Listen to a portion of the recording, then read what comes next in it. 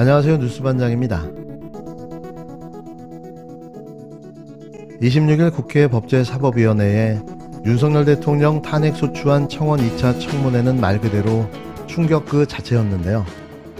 놀라운 사실들이 폭로되며 전 국민을 경악하게 만들었습니다. 국정농단의 실체, 그리고 모든 사정기관, 공수처마저 한패였다는 사실, 윤석열 김건희 일가의 범죄 사실을 숨기고 은폐해왔다는 사실을 말이죠. 이번 청문회가 아니었다면 이런 사실들이 국민들에게 알려지지 못했을 텐데요. 사실 이번 공개된 내용들은 이미 레거시 미디어를 제외한 인터넷 매체와 신문 등 진실을 보도하는 다양한 매체들을 통해 보도된 바 있습니다. 윤석열 정권의 방송 장악으로 제대로 된 정보가 국민에게 전달되지 못한 탓에 이날 생중계로 진행된 청문회를 본 많은 국민들이 놀랄 수밖에 없었는데요. 그나마 이렇게라도 제대로 된 진실을 알릴 수 있다는 것 자체만으로도 이번 청문회는 큰 성과였습니다. 김 여사가 누군가의 전화를 받아 뭐라고? 그분을 금융위원으로 임명하라고? 알았어, 잠시만 이라며 통화 내용을 받아 적었다. 이것이 최재형 목사가 하신 말씀이에요. 대통령 부인이 금융위원을 임명하라고? 알았어, 잠시만. 온 세상 사람이 압니다, 이제. 최재형 목사님. 네, 저 얘기를 들으셨다는 이야기였죠? 그렇습니다.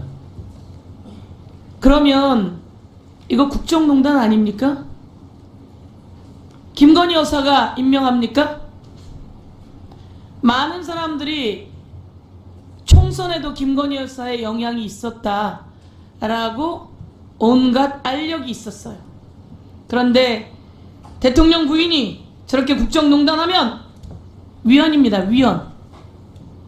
그리고 아까 말씀하신 내용으로는 장관, 차관 인사에도 한동훈 법무부 장관과 함께 논의하는 듯한 그런 이야기를 제보받았다라고 이야기하셨어요. 혹시 저기서 전화 저쪽에 있는 사람은 누군지는 혹시 알고 계십니까? 그거는 모르겠습니다. 그것까지 모르시겠습니까? 네. 지금 국힘당 의원들이 이야기하는데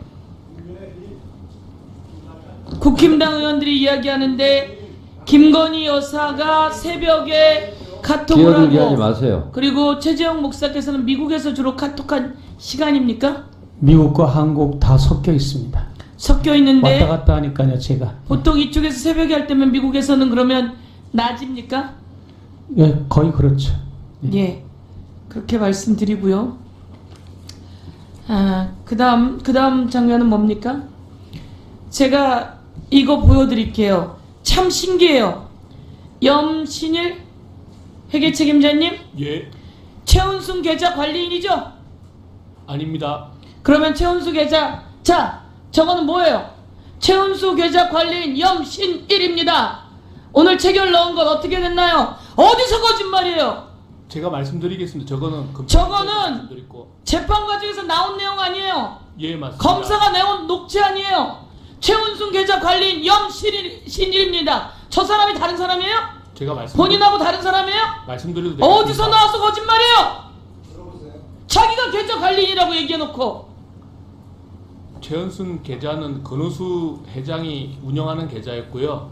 본인이 자, 저기에 뭐라고 써 있어요? 내가 물어봤잖아요. 최은순 계좌 관리인이냐고. 그래서 제가 말씀드리지 않습니까? 건우수 최은순 계좌 관리인입니다 라고 해놓고 아까도 최은순을 뭐 전혀 모르는 사람이라면서요. 최은순 씨는 모릅니다.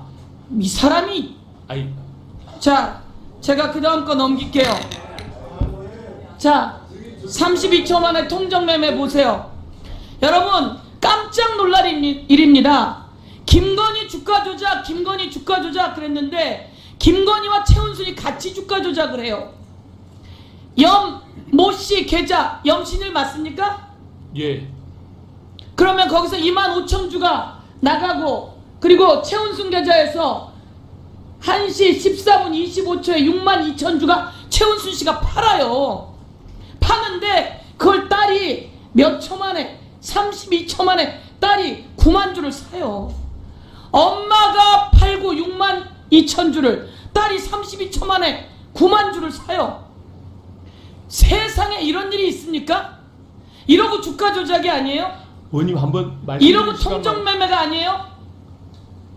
엄마가 팔고 딸이 사고 엄마의 녹취에는 이런 녹취가 나와 있어요. 권오수 회장이 그거 하려는 건가 봐. 미운 사람에게는 뭐 먹이고 이쁜 사람들 올려주고 딱 주가 조작을 이야기하고 있어요. 엄마하고 딸이 같이 통정 매매를 한 거예요. 그 다음에 권오수 김건희 경제공동체 보여주세요. 수없이 많은 경제공동체예요. 도이치모터스하고 협찬하고, 그리고 2014년 내는 10억 원의 무이자를 대여하고 2017년에는 비상장 주식 20억 원 상당 인수계약을 하고, 그러면서 김건희 여사가 하는 말은 나하고 권오수는 20년 동안 아는 사람이라서 사람들이 나하고 그 사람을 땡땡 관계라고 오해를 한다고. 이건 김건희 여사 녹취에 나와 있는 내용이에요. 이러고도 주가 조작이 아니라고 이야기합니까? 이 주가 조작을 소환을 한 번 하고 두 번 하고 4년 동안 안 나와요. 그러면 아까 송창진 검사 이야기처럼 체포영장 발부해야죠. 그런데 가서 조아리고 핸드폰을 반납하고 그리고 수사를 했다고 해요. 이 정도면 대통령이 있지 않겠습니까? 마지막 하나만 더 보여주세요.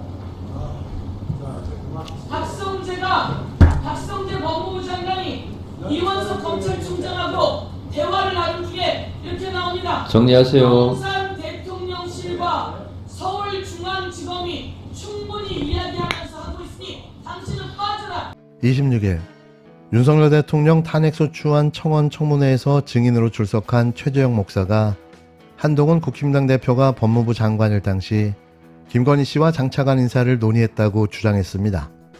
김건희 씨 명품 가방 수수 의혹 사건 당사자인 최재형 목사가 서영교 민주당 의원의 질문에 답하는 과정에서 이런 사실이 폭로됐는데요.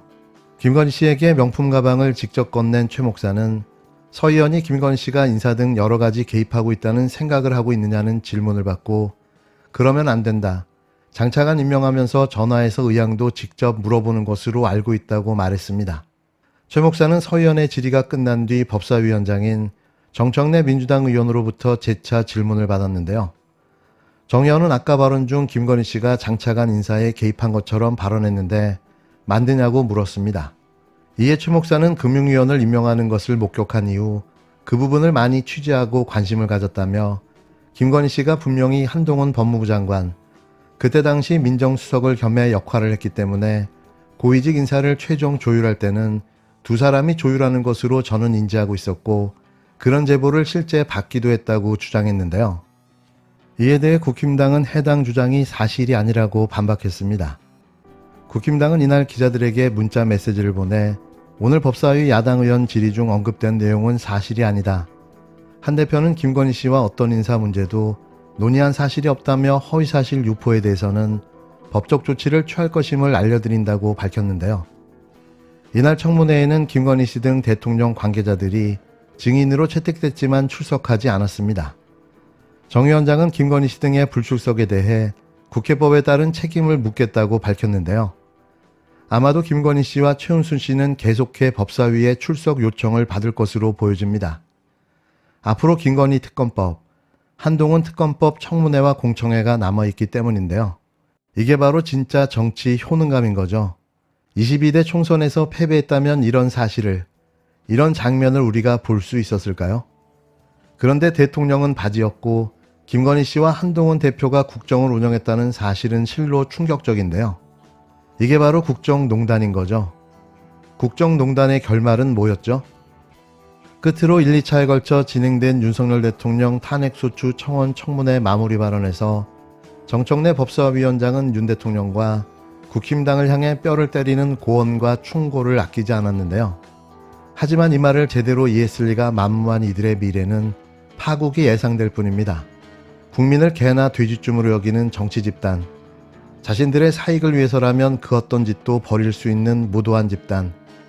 이번 청문회로 우리가 알 수 있었던 건 이들에게 자비와 관용 따위는 베풀 수 없다는 사실과 유일한 해결책은 탄핵이라는 사실이었습니다. 박근혜 대통령을 탄핵하자고 국민들이 광화문 광장 전국에 모였을 때 여의도 문법으로는 이해가 안 갔습니다. 그러나 그 당시 1700만 촛불이 들고 일어나서 결국은 여의도 문법을 무력화시켰습니다. 그리고 박근혜 대통령이 속해 있던 자유한국당 내부에서도 국민들이 이렇게 요구하니 어쩔 수 없다. 그리고 분열되었습니다. 그리고 자유한국당에 있었던 박근혜 대통령을 지켜야 되는 국회의원들이 바른미래당으로 빠져나갔습니다. 그 의원들이 지금 국민의힘에 있습니다. 역사적으로 처음 맞이하는 이게 나라냐, 박근혜를 탄핵하라. 결국은 국회에서 탄핵했습니다. 그리고 헌법재판소에서 헌법 수호 의지가 없다고 결국은 국회 탄핵을 인용했습니다. 그리고 박근혜 대통령은 구속됐습니다.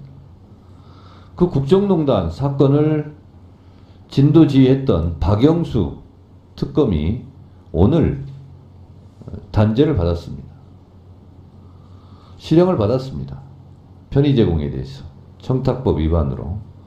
그때 수사를 지휘했던 윤석열 검사가 지금 대통령이 되어 있습니다.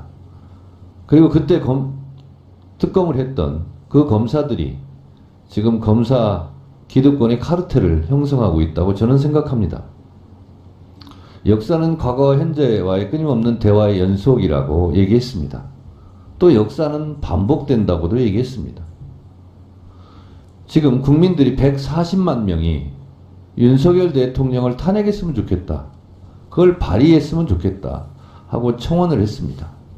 이 흐름을 저는 간단하게 보면 안 된다. 이렇게 생각합니다. 최혜병 수사 외압 사건에서 MBC 보도에 따르면 대통령이 2번 관여했다고 대통령 참모들이 실토했습니다. 저는 이것도 탄핵 사유라고 생각합니다.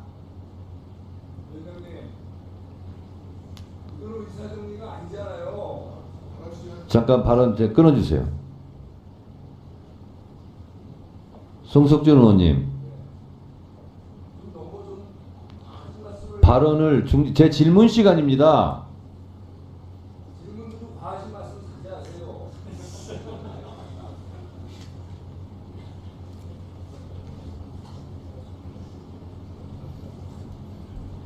참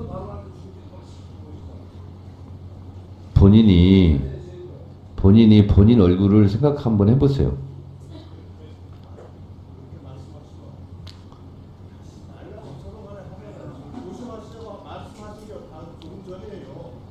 자, 계속 이어가겠습니다. 임기 말이 되면요, 내부에서 문건이 유출되고 그렇습니다. 그리고 내부 분란 속에서 밖으로 숨겨진 진실들이 터져 나오고 있습니다. 자, 보세요. 오늘 보시면 아시겠지만 최재형 목사 혼자 카톡한 거 아닙니다. 대통령의 부인이 카톡을 주고받은 겁니다. 7시간 이명수 기자와의 통화도 그렇습니다. 지난 총선 때 국민의힘 내부에서 어떤 얘기가 터져 나왔습니까? 마리 앙뚜아네트라는 발언이 터져 나왔습니다. 민주당이 한 거 아닙니다. 자, 이번 전당대회 과정에서 한동훈, 김건희 문자가 까졌습니다. 그게 민주당이 한 겁니까? 그리고 꼬리를 길게 이어질 앞으로 수사해야 될 댓글 사건이 또 혹처럼 붙어 나왔습니다. 이게 민주당이 지어낸 겁니까? 여권 내부에서 벌어지고 있는 풍중암투가 밖으로 삐죽삐죽 삐져나오는 겁니다. 정권 말기적 현상이라고 저는 생각합니다. 최혜병 청문회든 김건희 여사 도이치모터스 디올백이든 개별적인 사건이지만 필연은 우연의 옷을 입고 나타납니다. 우리는 그것을 지금 얘기하고 있는 겁니다. 이런 점에서 지금 국민들의 윤석열 대통령에 대한 탄핵을 찬성하냐 반대하냐, 찬성이 훨씬 높다는 것, 이거를 아무리 눈을 가리고 부정하려고 해도 그것은 엄연한 존재하는 팩트고 사실이라는 것, 최재형 목사가 오늘 와서 증언대에서 증언을 하고 있지만 이것도 그 과정 속에 어쩌면 하나의 발언이고 기록이지 않을까. 역사는 그렇게 기록하지 않을까 라고 저는 생각을 합니다. 오늘 마무리를 하면서 여러 가지 생각이 들었습니다. 위원장 속에서 이것 하나하나가 역사이겠거니라고 생각을 합니다. 역사와 국민을 두려워하는 우리 국회의원들이 됐으면 좋겠습니다.